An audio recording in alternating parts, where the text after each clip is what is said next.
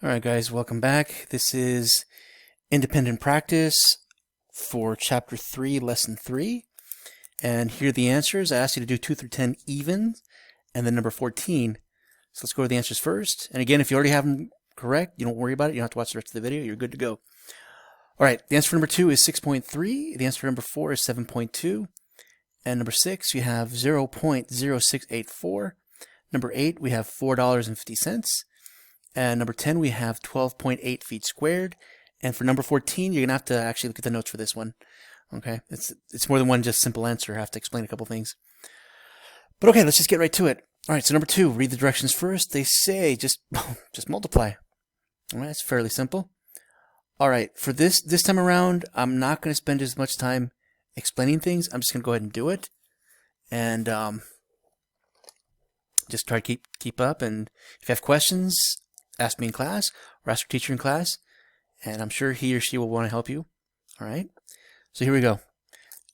7/10 has 2 digits, so I'll put that on top. Yes, I'm going to talk to myself as I do this because I am crazy. All right, 9 times 7 is 63.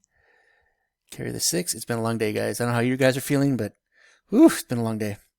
All right, anyway, so we have 9 times 0 is 0, plus 6 is 6. All right, there's my decimal point, my one place value, decimal point, and there's your answer, 6.3. Okay, number 4,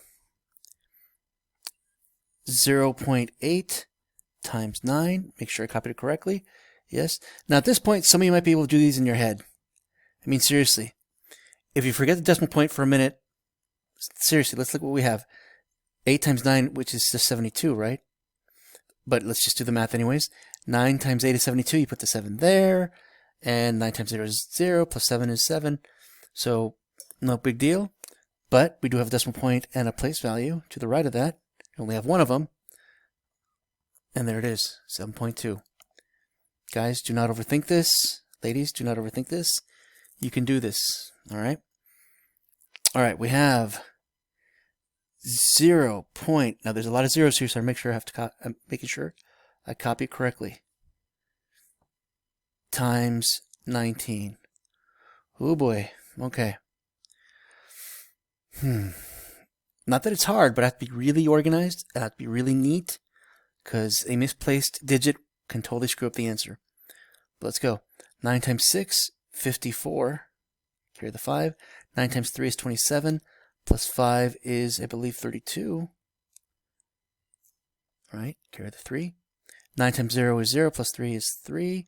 9 times 0 is 0. 9 times 0 is 0. All right.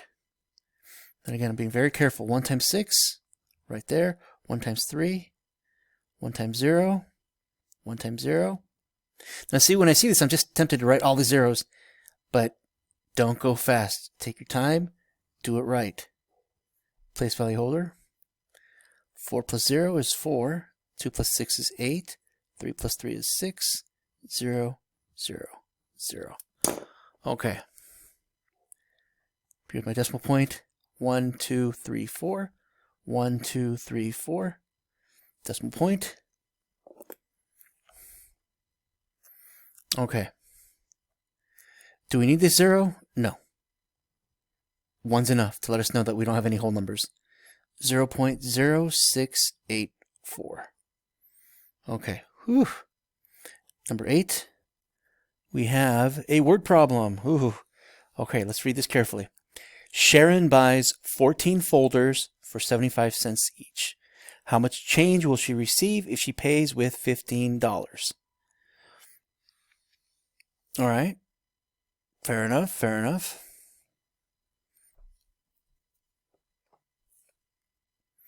We have folders. And again, I'm going to make it real quick. Well, you know what? Does she mean like folders or like these manila folders kind of deals? Either way, something you store paper in, right? So I'm just going to call this a folder. Or it could be the 3-ring binders, but that would be a different issue. Anyways, the point is, each one is 75 cents. Okay, and she's buying 14 of them. So 14 times 0.75. Okay, same thing.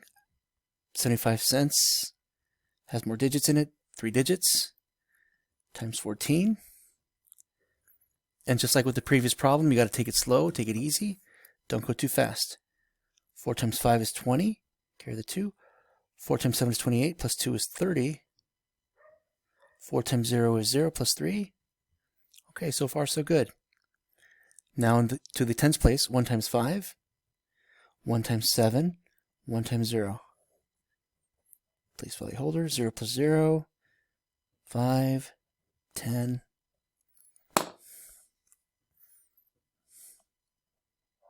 1, 2, 1, 2, 1050. But is that the answer? Now, if you had read the problem, you know, hey, whoa. It isn't. We're not talking about how much she paid. We want to know how much change this person gets. So it's $10.50. That is what she spent. She gives the cashier $15, right? And we're going to subtract $10.50.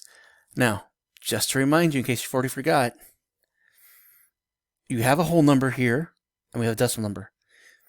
Now, it's always best to change whole numbers to decimal numbers, right? So $15 becomes 15.00, right? We always have hundreds placed when we're talking about money, right? Because 100 pennies give you $1. So hundreds place, tens, hundreds. And we're going to subtract $10.50. Okay. 0 minus 0, no problem. Nope. You have to regroup. 4 minus 0 is 4. And that's your answer. And as always, try to make complete sentences if you can. I know I haven't been doing that lately, but it's a good habit to have. Sharon will get $4.50 in change. Okay. We're almost done, guys. We're almost done. And so I apologize. I'm a little older, so I tend to say guys for ladies and men. My daughters have been telling me that we shouldn't call them guys because they're not, and it's true. Girls are not guys, obviously. So I should say ladies and gentlemen to be more respectful. So just being aware, I'm making changes. Try to make changes because the world is changing all around us, right? Right, 10. Asher recently bought the poster shown at the right. What is its area? Explain your reasoning to a classmate. Hint, use area equals length times width. Okay. So we have this poster. I'm not going to draw what's inside because I'm really not an artist. I mean, I could try, I guess. But it's okay. I think you're more interested in the math at this point. 3.2 feet. 4 feet. We want to know the area, so we're multiplying this times this. Right? So we have area equals 3.2 feet times 4 feet. All right. Now, since I have a whole number here, I'm going to make a little quick prediction. 3.2 feet is about, well, it's closer to 3 feet than anything else, times 4 feet. The area is going to be approximately 12 feet squared. Okay, again, I'm just using little estimation skills just to make sure that when I get the answer, it makes sense and it's reasonable. But let's go ahead and do the math. 3.2 times 4, right? 4 times 2 is 8. 4 times 3 is 12.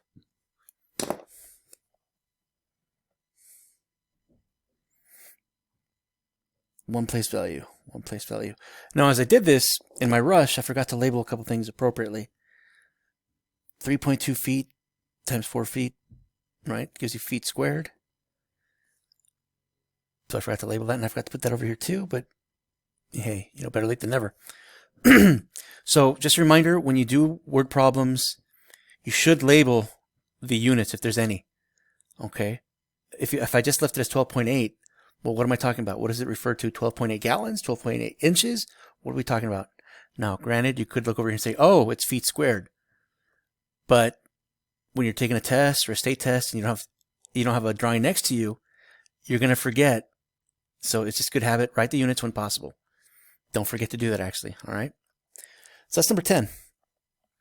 And then we had to do number 14, the one where I had to explain what's going on. Okay. It says, number 14, it says, use the product of 123 times 47 to find the product of 123 times 0.47. All right, that's fair. All right. Look, I'm not going to lie to you here. I went ahead and just used a calculator.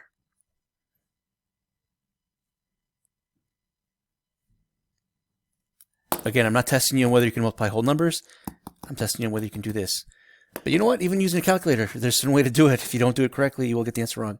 So you know what? There's no shame. Let me just do it here. 123 times 47. 5,781. Okay. All right.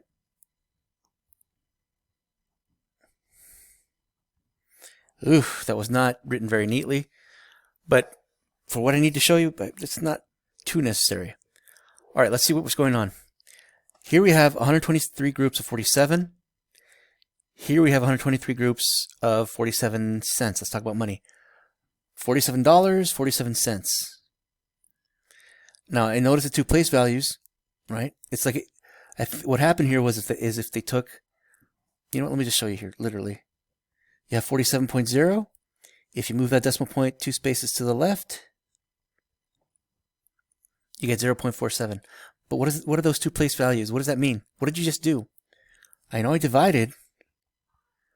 It turns out I divided for each place value you go to the left, you divide by a factor of 10. So divide by 10, divide by 10. I ended up dividing by 100. Okay? So guess what? If I divide this by 100, I'm gonna get 57.81. Okay? And actually, I didn't have to divide 100. If I move two place values here, I'm going to move two place values over here as well. 1, 2. Same idea. Same idea. Look, guys. Remember what I said in the very beginning when I started this lesson? I said, if this freaks you out, just imagine the decimal point isn't there. If the decimal point wasn't there, you'd still have the same answer. Okay, except the only difference now is you have to divide by 100 because that's what the two place values mean. Okay? So, and actually, let me write it a little differently.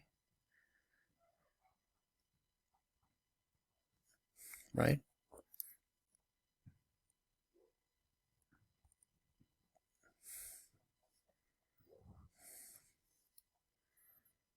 Okay? And that's it.